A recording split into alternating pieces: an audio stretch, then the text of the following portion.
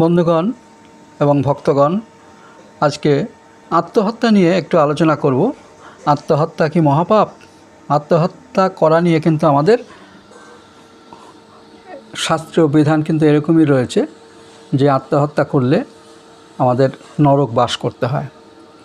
আজকের আলোচনাটি সেইটি নিয়েই, এবং জন্মান্তরবাদও এই প্রসঙ্গে আসছে যে আমরা জন্মান্তর সত্যি কিনা এ নিয়ে ঠাকুরের কাছেও জিজ্ঞাসা করা হয়েছিল, কিন্তু ঠাকুর কিন্তু জন্মান্তরবাদ মানে তিনি অত গুরুত্ব দেন না, কিন্তু শাস্ত্রে যেহেতু আছে সেই জন্য তিনিও সেটা একেবারে অস্বীকার করেন না। এই নিয়ে আলোচনাটা আজকে একটু সংক্ষিপ্ত আকারেই করা হবে। উপনিষদ বলছেন, আত্মহত্যা যারা করে তারা এক দুঃখময় অন্ধকার লোকে যায়, পুরাণাদিতে যাকে নরক বলে। মানুষ আত্মহত্যা করে কখন? না, যখন তার শারীরিক বা মানসিক ক্লেশ তার সহ্যের সীমা অতিক্রম করে যায়। সহ্য করতে পারে না বলে সে এই শরীরটাকে সব দুঃখের মূল বলে সেটাকে নষ্ট করে দেয়। এখন এই শরীরটা নাশ করেও যদি দুঃখের নিবৃত্তি না হয়, তো এই শরীরটা নাশের কোনো সার্থকতা নেই। তাই ঠাকুর বলছেন ফিরে ফিরে আসতে হয়। এখানেই জন্মান্তরের কথা আসছে। তাই তার চেয়ে দৃঢ়তার সঙ্গে দুঃখ কষ্ট সহ্য করাই ভালো। তবে ঠাকুর বলছেন, যাদের এই শরীরের প্রয়োজন সিদ্ধ হয়েছে তাদের পক্ষে আত্মহত্যায় শরীর থেকে পাপ হয় না। সিদ্ধ হয়েছে মানে যে ঈশ্বর দর্শন করেছে তার ক্ষেত্রে পাপ হয় না। ঠাকুর অন্য জায়গায় উপমা দিয়ে বলছেন যে কুয়ো খোঁড়া হয়ে গেলে যখন জল বেরোতে থাকে তখন কেউ কেউ সেই কুয়ো খোঁড়ার উপকরণ, সেই ঝুড়ি কোদাল ফেলে দেয়। ঠিক সেই রকম এই শরীর দিয়ে ভগবান লাভ করাই আমাদের উদ্দেশ্য। এখন যার এই দেহ মন দিয়ে ভগবান লাভ হয়ে গেছে তার আর এই শরীরের কোনো প্রয়োজন নেই। তবে যার মনে ভগবান লাভের পর লোককল্যাণ কামনা আসে, তিনি এই শরীরটাকে রাখেন তাপিত তৃষিত মানুষকে সেই অমৃতের সন্ধান দিতে। সেই কুয়ো খোঁড়া হয়ে গেলে ঝুড়ি কোদাল রেখে দেওয়ার মতো। অর্থাৎ তিনি ওই ঝুড়ি কোদাল নিয়ে আবার প্রচার করবেন। কিন্তু ভগবান লাভ করার আগে যে আত্মহত্যা করে তার পক্ষে সেটা দুর্লভ, দুর্ভাগ্যজনক। কেননা তখনও সেই শরীর দিয়ে ভগবান লাভ করা তার পক্ষে সম্ভব, অন্তত সম্ভাবনা আছে। আর এই সম্ভাবনা আছে বলেই এই শরীরটাকে নষ্ট করা তার অন্যায়, তার পক্ষে ক্ষতিকর। এই বোঝাবার জন্যই ঠাকুর বলছেন শরীরটাকে অত তুচ্ছ বুদ্ধি করা উচিত নয়। এই শরীর ভগবানের মন্দির, যে মন্দিরে ভগবানকে প্রতিষ্ঠা করাই আমাদের উদ্দেশ্য। তাই তাকে সুস্থ, সুন্দর, সবল রাখতে হয়। যে তা করে না সে তার দুর্বলতারই পরিচয় দেয়। যে দুর্বলতা তাকে অধিকতর কষ্টের মধ্যে ফেলে।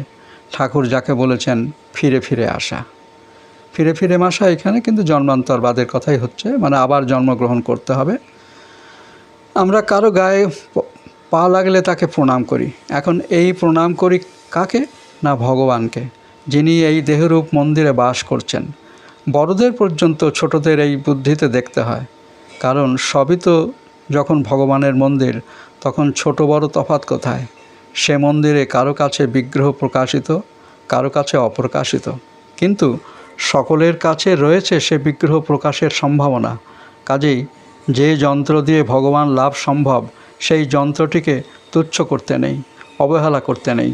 সেই দিক থেকে দেখে শাস্ত্র শরীর নষ্ট করাকে মহাপাপ বলেছেন।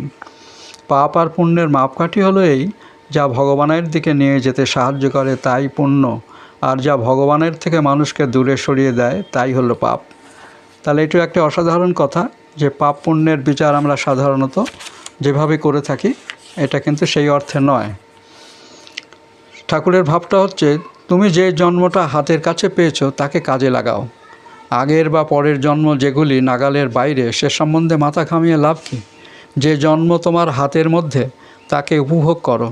তারপর যদি জন্মান্তর থাকে তাও কাজে লাগবে, আর যদি নাও থাকে তাহলেও কিছুই নষ্ট হবে না। বাইবেলে একটা কথা আছে, একজন যিশুকে বলছেন যে আপনি লেজারাসকে পাঠিয়ে দিন, ওর মুখে জন্মান্তর আছে শুনলে লোকে বিশ্বাস করবে, ও ধর্মপরায়ণ হবে। যিশু বলছেন, লেজারাস বললেই কি তারা বিশ্বাস করবে? কত প্রফেট অবতীর্ণ হয়ে কি লোককে এসব কথা বলেননি, কিন্তু লোকেরা কি তাদের কথায় বিশ্বাস করেছে? এখন প্রশ্ন হলো, ধরা যাক যে জন্মান্তর আছে। শাস্ত্র বলছেন আত্মহত্যা মহাপাপ, আর এই মহাপাপের ফলে মানুষকে ফিরে ফিরে জন্মাতে হয়। ঠাকুর বলছেন যারা জ্ঞান লাভ করার পর আত্মহত্যা করে শরীর ত্যাগ করেন, এই পাপ তাদের লাগে না। তাহলে মোটামুটি সব কথার মধ্যে আমরা একটা সামঞ্জস্য পাচ্ছি যে আত্মহত্যা করাটা মহাপাপ এই কারণে যে আমরা দুঃখ যন্ত্রণা সহ্য করতে না পেরে আমরা ভাবছি শরীরটা চলে গেলেই আমাদের মানে মুক্তি মিলবে আমাদের, কিন্তু ঘটনা তো তা নয়। জন্মান্তর যদি থেকে থাকে তাহলে সে পরের জন্মও তাকে আবার নরক যন্ত্রণা ভোগ করতে হবে। আর শাস্ত্র এখানে ভয় দেখিয়েছেন যে আত্মহত্যা করলে কিন্তু তার জন্ম হতে অনেক দেরি লাগে, তাকে নরকে অনেক দিন পচে মরতে হয়, যেটা নরক বলা হয়। তাই হচ্ছে আজকের ভিডিও। এই জন্মান্তরবাদ নিয়ে অনেক বিতর্ক থাকে। যারা মানে বিজ্ঞানবাদী বলেন তারা এই জন্মান্তর এই কি মানেন না, তারা এই জন্মেই সমস্ত কিছু বলেন।